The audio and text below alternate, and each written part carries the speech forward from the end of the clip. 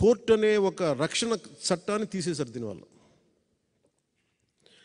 దీన్ని నేను ప్రజలకి, సగటు మనిషికి, సగటు ఇంట్లో వంట చేసుకునే ఒక ఆడపడుచుకు కూడా, కేవలం గృహిణికి కూడా ఇది అర్థం అయ్యేలాగా నాకు మరింత లోతుగా నేను తీసుకెళ్ళాలి. మీరు దేనికైతే పోరాటం చేస్తున్నారో, దేనికైతే ఉద్యమిస్తున్నారో, ఇది నేను సంపూర్ణంగా తీసుకెళ్ళాలి అంటే నాకు ఇంకొక 2-3 రోజులు వ్యవధి కావాలి. ఎందుకంటే ఇది నాకు దీని తాలూకు గ్రావిటీ, దీని తాలూకు సీరియస్నెస్ నాకు అర్థమవుతుంది. ఎందుకంటే ఒక డ్రెకోనియన్ లా వచ్చినప్పుడు చాలా సున్నితంగా ఉంటుంది, పెద్ద ఇష్యూగా అనిపించదు. అది అప్లై చేసే కొద్దీ దాని అప్లికేషన్లో దాని తాలూకు మీరు ముందే సెన్స్ చేస్తూ ఉన్నారు. అంటే మీరు చెప్తున్న ప్రతిదీ ఈ ఆంధ్రప్రదేశ్ ల్యాండ్ టైటిలింగ్ యాక్ట్ 2022 ఇది కైండ్ ఆఫ్ డ్రెకోనియన్ లా. దాని ముందే మీరు గ్రహిస్తున్నారు, ఇంకా ప్రజల అనుభవంలోకి రాలేదు ఇంకా అది. అందుకని మీరు ఉద్యమిస్తున్నారు. దీంట్లో ఇది మరింత చేరువయ్యేలాగంటే నాకు వ్యక్తిగతంగా ఇంకొంచెం నాకు అవగాహన ఇంకా అవసరం. అంటే నాకు అర్థమైంది, కానీ దీన్ని సగటు మనిషికి ఏమాత్రం లీగల్ అవగాహన లేని వ్యక్తికి చాలా సామాన్య పరిభాషలో చెప్పేది వాళ్ళ అనుభవంలోకి వచ్చేలా కావాలంటే నాకు ఇంకో కొంచెం 2 రోజులు అధ్యయనం చేయాలి నేను దీని మీద. ఒక 2 days కనుక దీని మీద నేను కూర్చుంటే మీతోటి. సో నేను కోరుకునేది కూడా ఏంటంటే, ఇప్పుడున్న మీరు ఒక 5 మందితోటి, మీరు కానీ ఇట్లా పెద్దలు, మీరు ఇక్కడ ఉన్న ఎవరైనా సరే ఒక 5 మంది మీరు ఒక కమిటీలా కూర్చొని నాకు let me do a very detailed one-on-one understanding. దీన్ని తీసుకున్న తర్వాత మనం సంపూర్ణంగా దీన్ని అవగాహన చేసుకొని, ఈరోజు ఎవరైతే రాలేదో మోర్ హ్యూజ్ మీటింగ్ పెడతాం దీని మీద. నేను ఎందుకంటే ఒక్క రోజుకి అదే అడుగుతా ఉన్నాను. ఇది విత్ ఇన్ పార్టీయా లైవ్ అంటే, ఇది లైవ్ వెళ్ళిందని నాకు సరిపోవట్లేదు. దీని వెనక ఇది ఖచ్చితంగా ఇది యాంటీ పీపుల్ యాక్ట్, ఇది యాంటీ కాన్స్టిట్యూషనల్, యాంటీ పీపుల్, ప్రాథమిక హక్కుల్ని ఉల్లంఘించే చట్టం ఇది. కాదు ఇది నేను సగటు మహిళకి, చిన్నపాటి ఒక 6వ క్లాస్ చదువుకునే విద్యార్థికి కూడా ఇది అర్థమయ్యేలాగా నేను చెప్పగలగలేదు.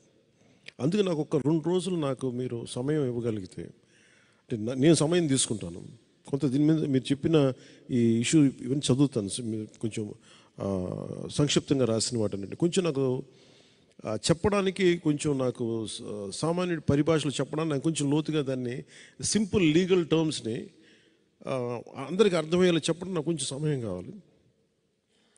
మీరు నాకు ఈ రోజున ఒక కన్క్లూడ్ చేయండి. మళ్ళీ ఎప్పుడు కూర్చున్నాను చెప్పండి నాకు. 11 లోపు చెప్పండి మీరు ఎప్పుడైనా సరే.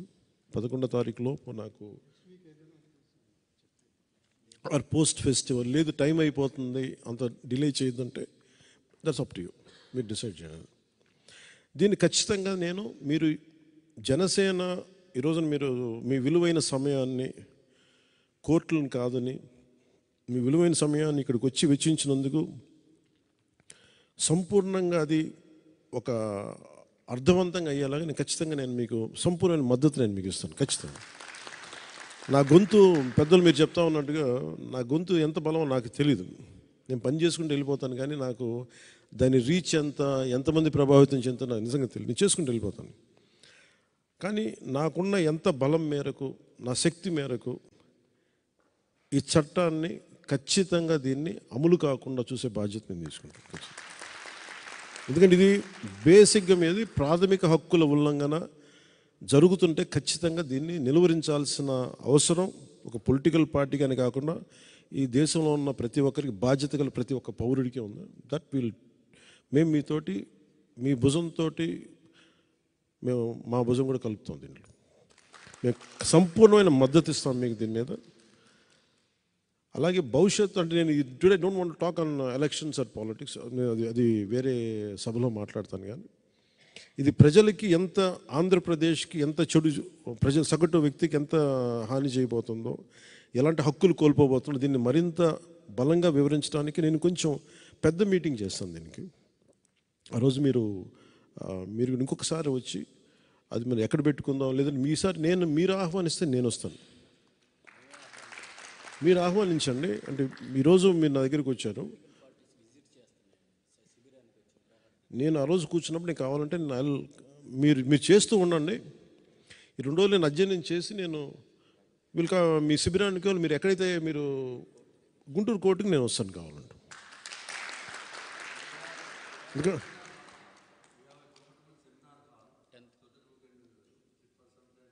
Yeah 100% will make it. అప్పుడు ఇప్పుడు మీరు మీ సహచరులు కూడా చాలామంది రావాల్సి ఉంటుంది. అందుకని మీరు ఎప్పుడు పెడదాం మీరు అనుకోండి, ఎప్పుడైనా సరే మీరు అనుకోండి, మీరు పిలవండి, then we will come and